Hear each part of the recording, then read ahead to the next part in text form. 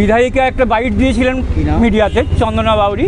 ওনার সেই বাইটের পরিপ্রেক্ষিতে হয়তো মেন্টাল প্রেসার পড়েছিল ওনাদের, এবং সেই কারণেই ঘটনাটা হতে পারে, এরকম একটা অনুমান যে অত্যধিক মানসিক চাপের ফলে এরকম একটা ঘটনা ঘটে গেছে।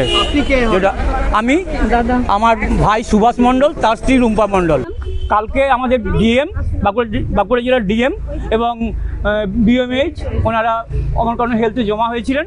সেই সূত্রে ওনারা বলেছিলেন যে আজকে স্বাস্থ্য ভবনে আসুন, আপনাদের সঙ্গে একটা আলোচনায় বসবো। আমরা মানবিক সরকারের কাছে আবেদন রাখছি, এই যে অমানবিক ঘটনা বা হৃদয় বিদারক ঘটনা, এই ঘটনার তো আর ক্ষতিপূরণ হয় না, সেই জন্য যে পরিবারটা যাতে ভেসে না যায়, সেই জন্য ওই নাবালিকা মেয়েটি ভরণ পোষণের পর শিক্ষার যদি দায়িত্ব নেয় সরকার, বা ওই পরিবারটা যদি ভেসে না যায় তার জন্য আর্থিক যাই হোক কিছু একটা ব্যবস্থা, এবং এইরকম ঘটনা যেন আর কোনো দিদিদের সঙ্গে না ঘটে, আমার এইটুকুই আবেদন। আজকে এখানে স্বাস্থ্যমন্ত্রী ডেকেছেন। ঘটনা হচ্ছে আমরা সকলেই দেখেছি, গত 1 আগস্ট শালতোড়ার বিধায়ক চন্দনা বাউরি তিনি আশাকর্মীদের একটা ইকেওয়াইসির ক্যাম্প চলছিল, সেই ক্যাম্পে গিয়ে হঠাৎ করে কোনো বিষয় সঙ্গে সম্পর্কিত কিছুই ছিল না, তিনি গিয়ে আশাকর্মীরা তাদের উদ্দেশ্যে বেশ কিছু গালিগালাজ, অশ্লীল কথা, ধমকি, হুমকি, চোর অপবাদ এবং আরও নানান ধরনের অপমানজনক উক্তি করেন, অসম্মান করেন, তেড়ে তেড়ে যান তাদের দিকে। এই যে ঘটনাটা সেদিনে ঘটেছে, আমাদের আশাকর্মীরা সেখানে ইকেওয়াইসির কাজ এলাকার মানুষকে নিয়ে, পরিবারের লোকজন নিয়ে ক্যাম্প করে, শুধু আশাকর্মী ছিল না, সেখানে এনএমরা ছিলেন, অন্যান্য স্বাস্থ্যকর্মী ছিল, ভিআরপি ছিল, ফলে সুষ্ঠুভাবে একটা কাজ চলছিল।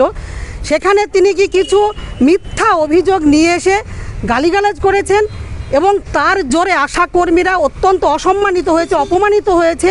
এবং গতকালকে ওই গঙ্গাজল ঘাটি ব্লকের আশাকর্মী রুম্পা মণ্ডল 35 বছর বয়সে অত্যন্ত মানসিক নির্যাতনের শিকার হয়েই তার মৃত্যু ঘটেছে। ফলে আমরা এই ঘটনার দ্বারা যেটা বারবার অতীতে আমরা বলেছি যে কাজ আশাকর্মীর জন্য তাদেরকে দিয়ে করানোর কথা নয়, ইকেওয়াইসির অনলাইনে প্রযুক্তিগত একটা প্রযুক্তি নির্ভর যে কাজ, তার কোনো ট্রেনিং নেই। আশাকর্মীর মূল কাজ মা এবং বাচ্চার জনসাধারণের পরিষেবা, স্বাস্থ্য পরিষেবা দেওয়া কাজ। আমরা এই স্বাস্থ্য ভবনে সমস্ত দপ্তরে, জেলা থেকে ব্লক থেকে সব জায়গাতে এটা জানিয়েছি, তা সত্ত্বেও কাজের কিছুটা সরলীকরণ হলেও সব জায়গাতে সেই সরলীকরণ হয়নি। এই কাজের চাপে গোটা পশ্চিমবাংলার আশাকর্মীরা প্রচণ্ড বিধ্বস্ত অবস্থায় আছে। ফলে সব জায়গাতেই কিন্তু এই ধরনের নির্যাতন, চাপ, ভয় দেখানো, ধমকি, টাকা কাটা, কাজ থেকে বসিয়ে দেওয়া, থ্রেট করা, তাদেরকে শোকজ করা, এটা কিন্তু অব্যাহত এখনও চলছে। ফলে আমরা কিন্তু বাস্তবিকে দেখলাম এই একটা অত্যন্ত কষ্টসাধ্য এবং কঠিন পরিস্থিতিতে রুম্পা মণ্ডলকে মরে প্রমাণ করতে হলো তাদের উপরে কত ধরনের চাপ এবং নির্যাতন। এই চাপ শুধু আধিকারিকদের দিক থেকে নয়, এ রাজ্যের শাসক দলের কর্মী, নেতা, বিধায়ক, মন্ত্রী কে না আশাকর্মীদের সম্পর্কে তাদের সঙ্গে এই ধরনের দুর্ব্যবহার করেছেন। এই কয়েকদিন আগে মথুরাপুরের বিজেপি সভাপতি তিনি বলছেন আশাকর্মী, অঙ্গনওয়াড়ি কর্মীদের তারা ঠিক কাজ না করলে তাদের স্থান হবে গড়াদে। এই কথা বলার অধিকার তাদেরকে কে দিয়েছে?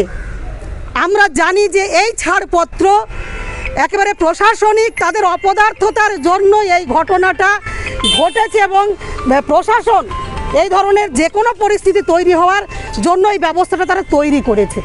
ফলে এর দায় সরকারকে নিতে হবে, মুখ্যমন্ত্রীকে নিতে হবে, স্বাস্থ্যমন্ত্রীকে নিতে হবে। ইকেওয়াইসির কাজ আশাকর্মীদেরকে দিয়ে কারণে চলবে না। আজকে স্বাস্থ্যমন্ত্রী আমাদেরকে ডেকেছেন, আমরা এখানে 4 দফা দাবি রেখেছি। আমরা যে প্রথম দাবিটা আছে অতিরিক্ত কাজ এবং ইকেওয়াইসির কাজ আশাকর্মীদেরকে দিয়ে করানো চলবে না। আমরা দাবি করেছি মৃত যে আশাকর্মী রুম্পা মণ্ডলের তার ক্ষতিপূরণ তার পরিবারকে 50 লক্ষ টাকা দিতে হবে, এবং তার সন্তানের সমস্ত ধরনের দায়িত্ব সরকারকে বহন করতে হবে। কর্মরত অবস্থায় যে সমস্ত আশাকর্মীরা মারা যাচ্ছে, অবসরকালীন ভাতার যে 5 লক্ষ টাকা সেই পরিবারকে দিতে হবে, এবং মাতৃত্বকালীন ছুটি দিতে হবে। কর্মক্ষেত্রে আশাকর্মীদের নিরাপত্তার ব্যবস্থা করতে হবে। চন্দনা বাউরির উদ্দেশ্যে আমরা জেলাতেই, ওই বাঁকুড়া জেলাতেই কালকেই দাবি উঠেছে, এবং আমরা বলেছি তাকে ক্ষমা চাইতে হবে। এখনও তার এই এত বড় অপরাধ যে অপরাধে যে নির্যাতনের জন্য ওই আশাকর্মীর মৃত্যু ঘটলো তার সমস্ত দায় চন্দনা বাউরিকে নিতে হবে, প্রকাশ্যে ক্ষমা চাইতে হবে এবং সরকারকেও এই দায় নিতে হবে।